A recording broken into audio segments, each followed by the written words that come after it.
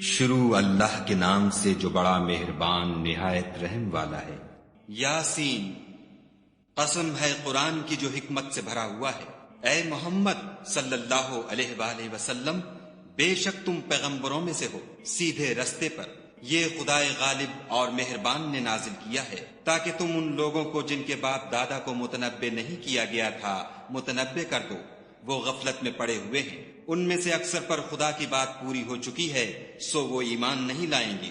ہم نے ان کی گردنوں میں طوق ڈال رکھے ہیں اور وہ ٹھوڑیوں تک پھنسے ہوئے ہیں تو ان کے سر الل رہے ہیں، اور ہم نے ان کے آگے بھی دیوار بنا دی اور ان کے پیچھے بھی، پھر ان پر پردہ ڈال دیا تو یہ دیکھ نہیں سکتے۔ اور تم ان کو نصیحت کرو یا نہ کرو ان کے لیے برابر ہے، وہ ایمان نہیں لانے کے۔ تم تو صرف اس شخص کو نصیحت کر سکتے ہو جو نصیحت کی پیروی کرے اور خدا سے غائبانہ ڈرے، سو اس کو مغفرت اور بڑے ثواب کی بشارت سنا دو۔ بے شک ہم مردوں کو زندہ کریں گے، اور جو کچھ وہ آگے بھیج چکے اور جو ان کے نشان پیچھے رہ گئے ہم ان کو قلم بند کر لیتے ہیں، اور ہر چیز کو ہم نے کتاب روشن یعنی لوح محفوظ میں لکھ رکھا ہے۔ اور ان سے گاؤں والوں کا قصہ بیان کرو جب ان کے پاس پیغمبر آئے، یعنی جب ہم نے ان کی طرف 2 پیغمبر بھیجے تو انہوں نے ان کو جھٹلایا، پھر ہم نے تیسرے سے تقویت دی تو انہوں نے کہا کہ ہم تمہاری طرف پیغمبر ہو کر آئے ہیں۔ وہ بولے کہ تم اور کچھ نہیں مگر ہماری طرح کے آدمی ہو، اور خدا نے کوئی چیز بھی نازل نہیں کی، تم محض جھوٹ بولتے ہو۔ انہوں نے کہا کہ ہمارا پروردگار جانتا ہے کہ ہم تمہاری طرف پیغام دے کر بھیجے گئے ہیں، اور ہمارے ذمے تو صاف صاف پہنچا دینا ہے اور بس۔ وہ بولے کہ ہم تم کو نامبارک دیکھتے ہیں، اگر تم باز نہ آؤ گے تو ہم تمہیں سنگسار کر دیں گے اور تم کو ہم سے دکھ دینے والا عذاب پہنچے گا۔ انہوں نے کہا کہ تمہاری نحوست تمہارے ساتھ ہے، کیا اس لیے کہ تم کو نصیحت کی گئی؟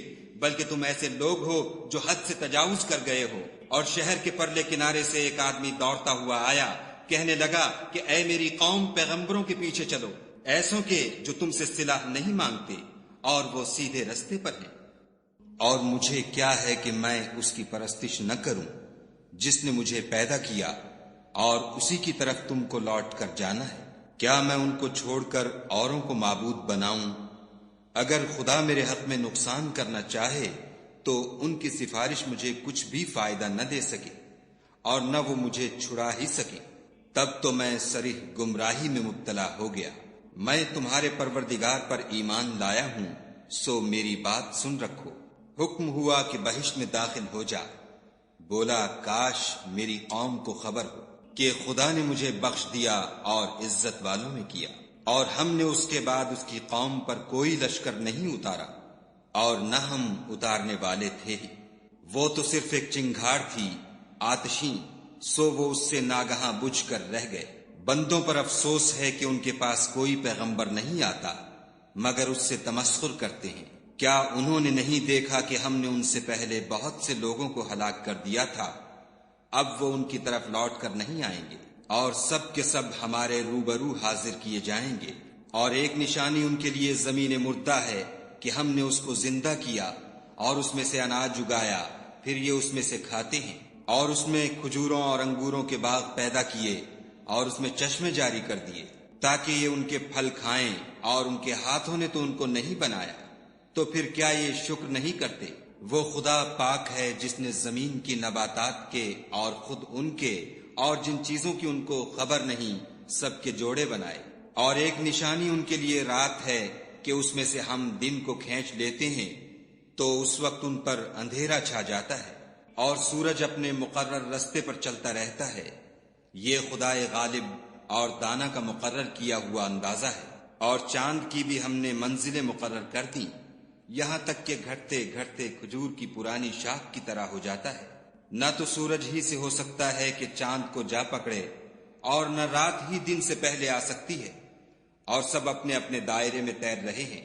اور ایک نشانی ان کے لیے یہ ہے کہ ہم نے ان کی اولاد کو بھری ہوئی کشتی میں سوار کیا، اور ان کے لیے ویسی ہی اور چیزیں پیدا کی جن پر وہ سوار ہوتے ہیں، اور اگر ہم چاہیں تو ان کو غرق کر دیں، پھر نہ تو ان کا کوئی فریاد رس ہو اور نہ ان کو رہائی ملے، مگر یہ ہماری رحمت اور ایک مدت تک کے فائدے ہیں۔ اور جب ان سے کہا جاتا ہے کہ جو تمہارے آگے اور جو تمہارے پیچھے ہے اس سے ڈرو، تاکہ تم پر رحم کیا جائے، اور ان کے پاس ان کے پروردگار کی طرف سے کوئی نشانی نہیں آئی مگر اس سے منہ پھیر لیتے ہیں۔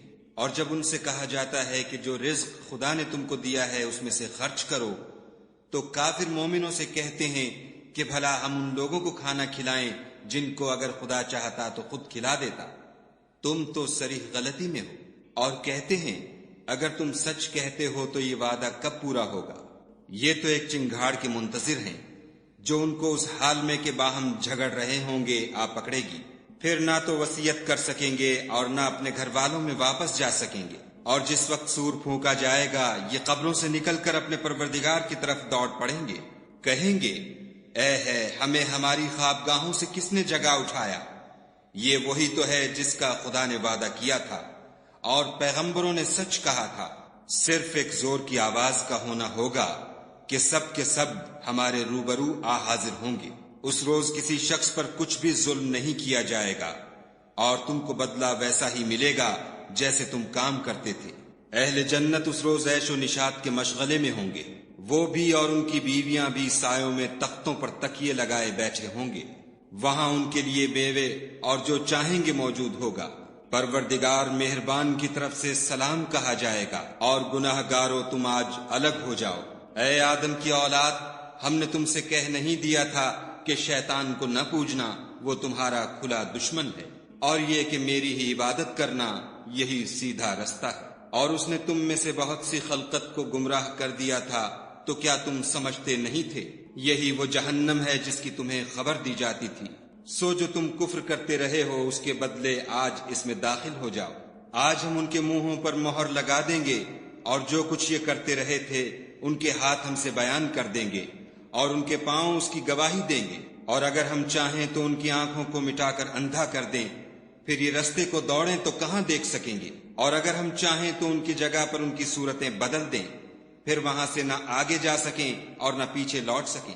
اور جس کو ہم بڑی عمر دیتے ہیں تو اسے خلقت میں اوندھا کر دیتے ہیں، تو کیا یہ سمجھتے نہیں؟ اور ہم نے ان پیغمبر کو شعر گوئی نہیں سکھائی اور نہ وہ ان کو شایع ہے، یہ تو محض نصیحت اور صاف صاف قرآن پر از حکمت ہے، تاکہ اس شخص کو جو زندہ ہو ہدایت کا رستہ دکھائے اور کافروں پر بات پوری ہو جائے۔ کیا انہوں نے نہیں دیکھا کہ جو چیزیں ہم نے اپنے ہاتھوں سے بنائیں ان میں سے ہم نے ان کے لیے چار پائے پیدا کر دیے، اور یہ ان کے مالک ہیں، اور ان کو ان کے قابو میں کر دیا تو کوئی تو ان میں سے ان کی سواری ہے اور کسی کو یہ کھاتے ہیں، اور ان میں ان کے لیے اور فائدے اور پینے کی چیزیں ہیں، تو کیا یہ شکر نہیں کرتے؟ اور انہوں نے خدا کے سوا اور معبود بنا لیے ہیں کہ شاید ان سے ان کو مدد پہنچے، مگر وہ ان کی مدد کی ہرگز طاقت نہیں رکھتے، اور وہ ان کی فوج ہو کر حاضر کیے جائیں گے۔